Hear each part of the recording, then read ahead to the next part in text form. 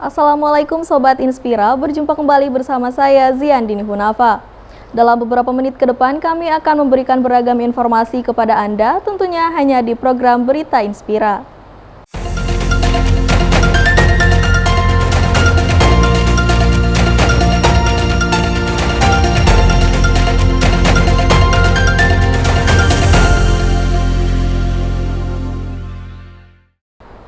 Perumda Tirtawening mulai melakukan inventarisir kerugian warga yang terdampak pecahnya pipa air milik PDAM Tirtawening di wilayah Cibangkong, Kota Bandung. Direktur Utama Perumda Tirtawening Sony Salimi tengah melakukan pantauan pekerja yang melakukan perbaikan pipa yang bocor di kawasan Cibangkong, Kota Bandung. Menurutnya perbaikan pipa akan selesai dilakukan malam ini sehingga besok pada hari Sabtu, pasokan air bagi warga Bandung akan kembali normal. Sony menjelaskan perbaikan dilakukan dengan melakukan penggantian pipa air yang pecah dengan pipa yang baru. Ada beberapa kondisi yang mengakibatkan sulitnya melakukan penggantian pipa, salah satunya karena tidak memungkinkan masuknya alat berat. Setelah melakukan pemantauan, Sony Salimi juga mengunjungi warga terdampak dan mulai menginstruksikan jajarannya untuk melakukan penggantian kerugian warga mulai Jumat hari ini. Seluruh kerugian yang dialami warga mulai diinventarisir, selain itu penggantian kerugian juga mulai disalurkan kepada warga terdampak. Dia menjamin tidak akan ada satupun warga yang mengalami kerugian dan terlewatkan. Semua akan mendapatkan ganti rugi sesuai dengan porsi dan kerusakan yang terjadi, termasuk penggantian bangunan kepada Pak Bambang yang rumahnya ambruk akibat ledakan pipa. Ya, bantuan hari ini alhamdulillah ya, kerjasama semua pihak. Ya, ada dari Pemkot juga ya, dari teman-teman TNI, Polri semua membantu, masyarakat di sini juga alhamdulillah kondusif ya, untuk membantu proses pengembalian kepada kondisi semula ya. Jadi alhamdulillah ini sudah bisa kita lakukan penggantian pipa yang retak. Jadi pecahnya kemarin itu tidak pecah dalam bentuk bulat tetapi dalam retakan memanjang. Satu batang pipa hari ini harus diganti, namun karena seperti yang kita lihat di sini termasuk pemukiman padat, jadi kita tidak bisa mengganti utuh satu batang itu 6 meter. Jadi kalau satu batang 6 meter dengan pipa diameter 90 itu sangat berat sekali ya. Jadi kita potong jadi dua, dan kita pun juga mengangkat pipa yang retak itu juga kita potong-potong, nggak bisa langsung diangkat 6 meternya karena berat, dan posisi nggak bisa menggunakan alat berat yang cukup ya, karena aksesnya juga nggak bisa menggunakan alat berat yang besar. Nah kemudian nanti kita potong, setelah potong kita masukkan pipa yang berikutnya untuk kita sambung. Ya target mah nanti malam ya, harusnya sudah bisa tersambung ya, mudah-mudahan doakan saja sehingga nanti subuh itu sudah bisa kita mulai mengalirkan kembali aliran kepada masyarakat walaupun secara bertahap ya. Dari Kota Bandung, Jawa Barat, Bambang Prasetyo melaporkan. PKS dan PDIP sedang menjajaki koalisi pada pemilihan Wali Kota Bandung 2024-2029 mendatang. Kedua partai yang berbeda ideologi ini mencoba peruntungan dalam pemilihan kepala daerah mendatang. Jelang Pilkada serentak 2024, para bakal calon serta partai sudah mulai bergaung dengan nama-nama yang dicalonkan.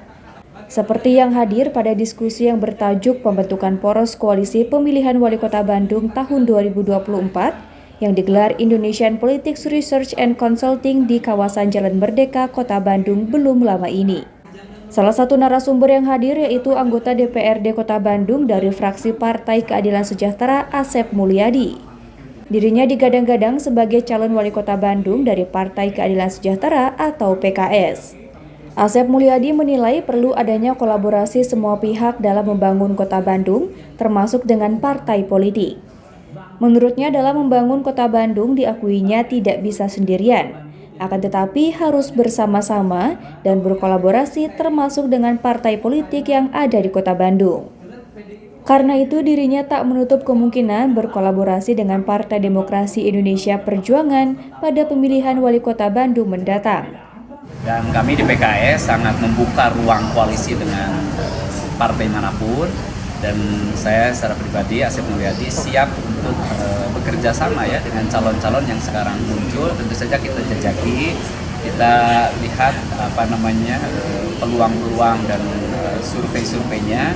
kemudian juga lihat peluang nanti bagaimana kapasitasnya, karena membangun Kota Bandung tentu saja bukan sekedar menang ya, tapi bagaimana setelah menang itu mampu mewujudkan apa yang menjadi harapan masyarakat.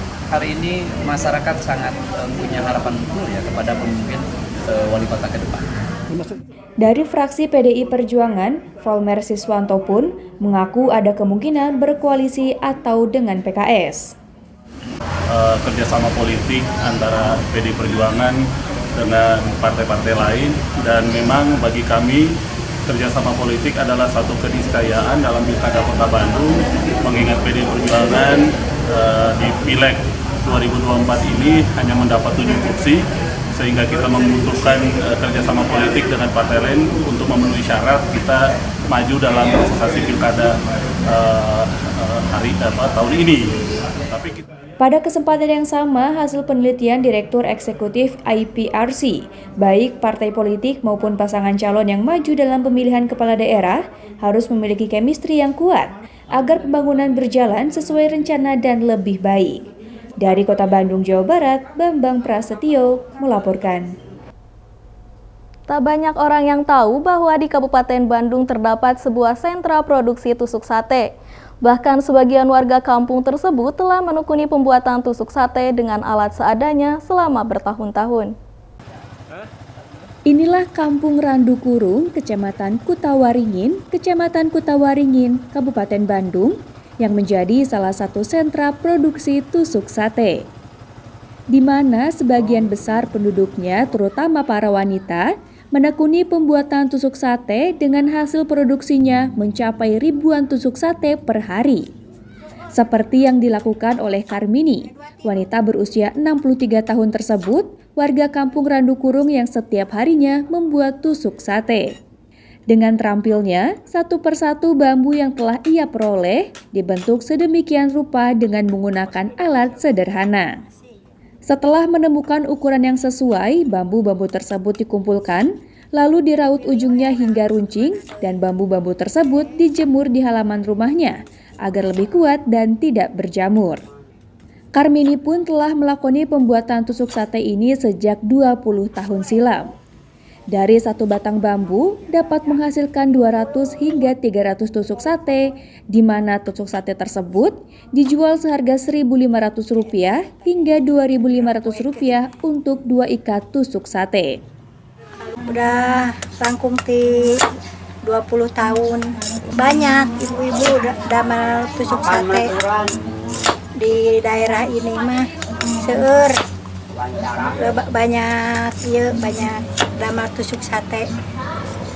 Pengasupan aya 200 tusuk sate, 200 jodoh. Seueurna aya kenging 10 ikat, 5. Ibu-ibu, bapak-bapak. Tadi dinya bapak-bapak sareng ibu-ibu. Itu tuh ibu-ibu ngedamel. Tusuk sate hasil buatan warga nantinya dibawa oleh bandar sekitar untuk dijual ke berbagai daerah, mulai dari Kabupaten Bandung, Kota Bandung, dan Kabupaten Subang. Selain itu juga saat ini pun permintaan tusuk sate sangat meningkat, mengingat tusuk sate bukan hanya digunakan oleh para penjual sate saja, melainkan para pedagang jajanan lain seperti cilor, cilung, dan cilok. Dari Kabupaten Bandung, Jawa Barat, Hedi Trisnaedi melaporkan. Memperingati Hari Lingkungan Hidup Sedunia, PLN Unit Induk Pembangunan Jawa bagian Tengah menggelar aksi bersih-bersih Sungai Bandung. Berikut liputannya. Memperingati Hari Lingkungan Hidup Sedunia, PLN Unit Induk Pembangunan Jawa bagian Tengah menggelar aksi bersih-bersih Sungai Bandung. Aksi ini juga menjadi bagian dari program Green Employee Involvement untuk menggerakkan pegawai PLN agar dapat terlibat secara aktif sebagai relawan dalam upaya pelestarian lingkungan. Bekerja sama dengan organisasi non-profit River Clean Up Indonesia, aksi ini diikuti lebih dari 75 orang, termasuk pegawai PLN UIP JBT, instansi pemerintah, serta para relawan. Ya, yang pertama mungkin paling sederhana milah sampah di rumah supaya nanti pengelolaannya lebih mudah. Dan kita lihat ya, di sini banyak banget sampah plastik, Masya Allah. Jadi nanti kita di rumah usahakan pilah sampah dapur, sampah plastik, dan mungkin seperti sampah-sampah yang bisa diurai. ya. Jadi paling mendasar ya balik lagi di diri kita sama keluarga ya. Jadi usahakan kita bisa mengolah sampah dengan baik. Jadi membuang sampah pada tempatnya itu udah benar, tapi ternyata ada lanjutannya, yaitu memilah sampah. Dan juga kita bisa kampanye lah ya, kalau ada yang buang sampah itu kita kasih tahu, tentu dengan cara yang baik ya, supaya masyarakat itu semakin aware bahwa kita nggak bisa buang sampah sembarangan. Bapak Diantoro dari UPTD Taman Hutan Raya Insinyur Haji. Pada aksi ini, PLN UIP JBT berhasil mengumpulkan sampah seberat 1.441,92 kg. Keseluruhan sampah tersebut nantinya akan dipilah dan diolah oleh River Clean Up Indonesia untuk menjadi barang yang memiliki nilai guna. Dari kantor redaksi Berita Inspira melaporkan. Pemirsa, informasi dari mancanegara akan hadir sesaat lagi. Tetaplah bersama kami di program Berita Inspira.